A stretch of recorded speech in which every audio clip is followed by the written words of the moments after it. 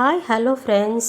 இந்த வீடியோவில் நம்ம வீட்டில் வரலட்சுமி நோன்பு கும்பிட்ருந்தோம் இல்லையா, அதை பற்றி தான் பார்க்க போகிறோம். ஃபுல்லாக என்னால் கவர் பண்ண முடியலங்க. ஒரு சில கிளிப்ஸ் மட்டும் எடுத்திருக்கேன். அதை தான் உங்களோட நான் ஷேர் பண்ணிக்க போகிறேன்.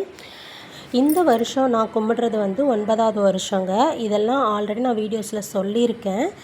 நான் ஃபஸ்ட்டு வருஷம் ஸ்டார்ட் பண்ணது எப்படின்னா, வெள்ளிக்கிழமை தாங்க ஸ்டார்ட் பண்ணேன். அதாவது வெள்ளிக்கிழமை அம்மனை அழைச்சி வெள்ளிக்கிழமை ஈவினிங்கே பூஜை பண்ணுற மாதிரி தான் ஃபஸ்ட்டு வருஷமே நான் ஸ்டார்ட் பண்ணது.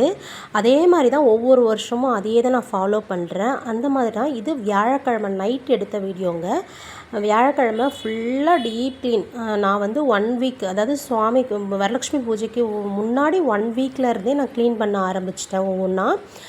இது வியாழக்கிழமை நைட்டு எல்லாமே ரெடி பண்ணி வச்சுட்டு நான் போய் படுத்தேங்க. அதாவது அம்மனை உட்கார வைக்கிற மனையிலேருந்து வீடெல்லாம் ஃபுல்லாக டீப் க்ளீன் பண்ணி, பூஜை பாத்திரம்லாம் க்ளீன் பண்ணி, சுவாமி சிலைகள்லாம் வாஷ் பண்ணி, அவங்களுக்கெல்லாம் அபிஷேகம் பண்ணி, புதுசாக ட்ரெஸ் வாங்கி மாட்டி, இவங்க எல்லாரையும் ரெடி பண்ணி வச்சுட்டு, கிச்சன்லாம் டீப் க்ளீன் பண்ணி அதையும் ரெடி பண்ணி வச்சுட்டு நான் படுக்கிறதுக்கு கிட்டத்தட்ட நைட்டு 1 போல் ஆகிடுச்சி. ஏன்னா இந்த மாதிரி ரெடி பண்ணிவிட்டு நம்ம படுக்கும்போது வெள்ளிக்கிழமை அம்மனை அழைக்கிறதுனால மார்னிங் தான் அழைக்கணும். பிரம்ம முகூர்த்தத்தில் அழைச்சோன்னா ரொம்ப நல்லது.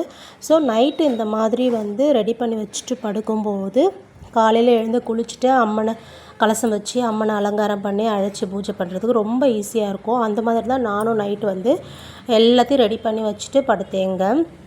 நம்ம இந்த வேலையெல்லாம் முடிக்காமல் தூங்குறது கண்டிப்பாக நமக்கு அந்த தூக்கமே வராது. நம்ம வேலைகள்லாம் முடிச்சுட்டு படுத்தா மட்டும்தான் நல்ல தூக்கம் வரும். அப்படி தான் நானும் முடிச்சுட்டு நைட்டு 1 போல் படுத்துட்டேன். என்னால் முடிஞ்ச சிம்பிளான அலங்காரம் தான் பண்ணியிருக்கேன்.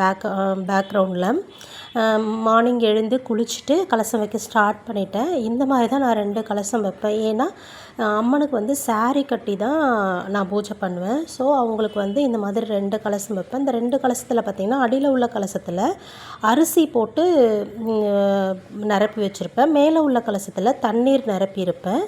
அரிசி கலசமும் மேலே உள்ள கலசத்துக்கும் கிட்டத்தட்ட ஒரே பொருள் தான் வரும். ஒரு சில பொருள் மட்டும்தான் டிஃப்ரெண்ட்டாக மாறும். இதில் என்னென்ன பொருள் போடணும் அப்படின்றத ஆல்ரெடி நான் உங்களுக்கு வீடியோ கொடுத்துருப்பேன். இருந்தாலும் திரும்பவும் நான் ஒரு முறை சொல்கிறேன். அரிசியில் பார்த்திங்கன்னா, வெத்தலை, பாக்கு, குங்குமம், மஞ்சள், ஒரு கிழங்கு மஞ்சள் போடணும். ₹1 நாணயம், வெள்ளிக்காசு, தங்கக்காசு இருந்தால் போடலாம், அதுவும் போடணும். ஜாதிக்காய், மாசிக்காய், பச்சை கற்பூரம், ஏலக்காய், கிராம்பு, அதுக்கப்புறம் காதோலை கருகுமணி, இது எல்லாமே அரிசி கலசத்தில் போடணும். தண்ணி கலசத்தில் அரிசி கலசத்தில் இன்னொன்று நான் மறந்துட்டேன், லெமன் கண்டிப்பாக போடணுங்க. அதே மாதிரி தண்ணி கலசத்துலேயும் சேம் அதே தான். ஃபஸ்ட்டு லெமனை போடுங்க. லெமனை போட்டிங்க அப்படின்னா, அதாவது அம்மனையே அந்த கலசத்துக்குள்ளே ஆவாகனம் பண்ணுற மாதிரி அர்த்தம். ஸோ ஃபஸ்ட்டு லெமனை போட்டு, அம்மா இந்த கலசத்துக்குள்ளே வாங்க அப்படின்னு சொல்லி நீங்கள் பிரார்த்தனை பண்ணி லெமனை போட்டதுக்கப்புறம் மஞ்சள், அதாவது தூள் மஞ்சள், கிழங்கு மஞ்சள் 1 போடுங்க.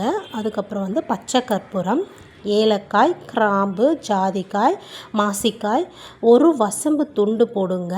வசம்பு துண்டு போட்டுட்டு, அதாவது நாட்டு மருந்து கடையில் கலச பொடின்னு சொல்லி விற்கிது, அதையும் போட்டுக்கோங்க. அதுக்கு மேலே தேங்காயை நல்ல மஞ்சள் பூசி வச்சு, அதுக்கப்புறம் உங்களால் என்ன அலங்காரம் பண்ண முடியுமோ அதே மாதிரி நீங்கள் அலங்காரம் பண்ணிக்கோங்க.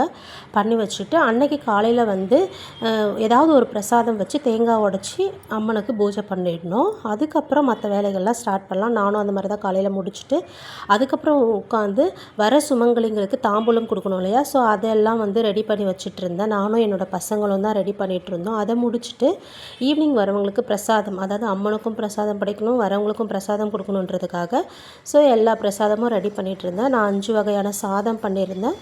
அதுக்கப்புறம் சுண்டல், பாயசம், வடை, 5 வகையான சாதம் சக்கரை பொங்கல், தயிர் சாதம், தேங்காய் சாதம், புளி சாதம், லெமன் சாதம், இதெல்லாம் தான் பண்ணியிருந்தேன். நான் மட்டும்தான் பண்ணேன். ஏன்னா எனக்கு ஹெல்ப் பண்ணுறதுக்கு ஆள் இல்லை, நான் மட்டும்தான். அது என்ன தான் நமக்கு உடம்பு முடியலனா கூட அந்த ஒரு நாள் ஒரு ஆக்டிவ்னஸ் எங்கேருந்தான் வரும் அப்படிங்கிறது தெரியாது.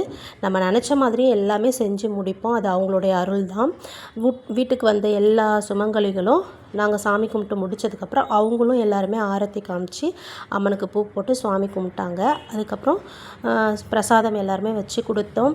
சாப்பிட்டாங்க. நல்லபடியாக சாப்பிட்டுட்டு நம்ம வீட்டுக்கு வந்த சுமங்கலிங்களில் ரொம்ப வயசில் மூத்தவங்க இருப்பாங்க இல்லையா, ஸோ அவங்களுடைய காலில் விழுந்து ஆசீர்வாதம் வாங்கிக்கிட்டேன். அது ரொம்ப ரொம்ப சந்தோஷம். அது மாதிரி பண்ணணும்னு நினைக்கிறவங்க கண்டிப்பாக பண்ணுங்கள். இவங்க காலில் விழணுமான்னு யாரும் யோசிக்காதீங்க.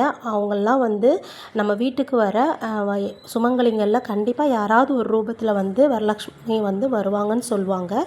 ஸோ அதனால் காலில் விழுந்து ஆசீர்வாதம் வாங்கிக்கோங்க. பூஜையில் வந்து வீட்டில் நீங்கள் எத்தனை பேர் இருக்கீங்களோ அத்தனை பேரும் கண்டிப்பாக உட்காந்து நீங்கள் பூஜை பண்ணணுங்க. நானும் அந்த மாதிரி தான் ஒவ்வொரு வருஷமும் பண்ணுறோம். பசங்க, நான், அவர் எல்லாருமே பூஜையில் உட்காந்து ஒவ்வொரு அர்ச்சனையும் பண்ணும்போது, அதாவது நான் வந்து குங்கும அர்ச்சனை பண்ணுவேன். அவர்கிட்ட வந்து காயின் கொடுத்துட்டு காயின் அர்ச்சனை பண்ண சொல்லுவேன். பசங்க 2 பேர்கிட்டையும் பூ கொடுத்து பூ அர்ச்சனை பண்ண சொல்லுவேன். இந்த மாதிரி உட்காந்து நம்ம பூஜை பண்ணும்போது நமக்கும் ஒரு நிறைவான திருப்தியாக இருக்கும். அவங்களும் வந்து பிளஸ்ஸிங்ஸ் வந்து நல்லதாக கொடுப்பாங்க. ஏன்னா நம்ம வீட்டில் இருக்கவங்க எல்லோரும் ஒத்துமையாக உட்காந்து பூஜை பண்ணும்போது அதுக்கு ரொம்ப ஒரு பாசிட்டிவ் வைப்ரேஷன் அதிகமாக இருக்கும். ஸோ அந்த மாதிரி எல்லா பூஜையும் முடிச்சிட்டோம். வந்தவங்க எல்லாருமே சாப்பிட்டுட்டு சாமியெல்லாம் கும்பிட்டுட்டு கிளம்பிட்டாங்க.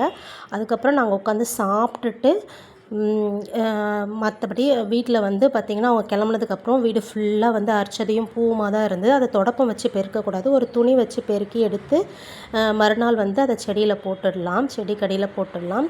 அந்த மாதிரி தான் நாங்கள் பண்ணோம். இந்த வருஷம் வந்து ரொம்ப திருப்தியாக நல்லபடியாக சுவாமி கும்பிட்டு முடித்தேங்க. நிறைய கிளிப்ஸ் உங்கள்கிட்ட நான் ஷேர் பண்ண முடியல.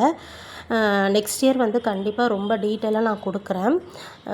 அதாவது இந்த மாதிரி தான் பெரிய பிரம்மாண்டமாக பண்ணணுமா அப்படின்னு கேட்டிங்கன்னா கிடையாதுங்க. நம்மளால் முடிஞ்ச அளவுக்கு சிம்பிளாக பண்ணால் கூட அதுக்கு பலன் ரொம்ப அதிகங்க. இப்படி தான் பண்ணணும் அப்படி தான் பண்ணணும்னு கிடையாதுங்க. சாமி கும்பிட்றதுங்கிறது நம்ம வந்து நல்லா இருக்கணும், நிம்மதியாக இருக்கணும், சந்தோஷமாக இருக்கணும் அப்படிங்கிறதுக்காக மட்டும்தான். ஸோ நம்மக்கிட்ட இருக்கிறத வச்சு நம்ம ஆத்மார்த்தமாக ரொம்ப உணர்வுபூர்வமாக சுவாமி கும்பிட்டோம் அப்படின்னா சுவாமியோட அருள் கண்டிப்பாக கிடைக்கும். இந்த வீடியோ உங்களுக்கு பிடிச்சிருக்கும்னு நினைக்கிறேன். பிடிச்சிருந்தால் மறக்காமல் நம்மளோட சேனலை சப்ஸ்கிரைப் பண்ணி வச்சுக்கோங்க. ப்ளீஸ் லைக் பண்ணுங்கள். தேங்க்யூ ஃபார் வாட்சிங்.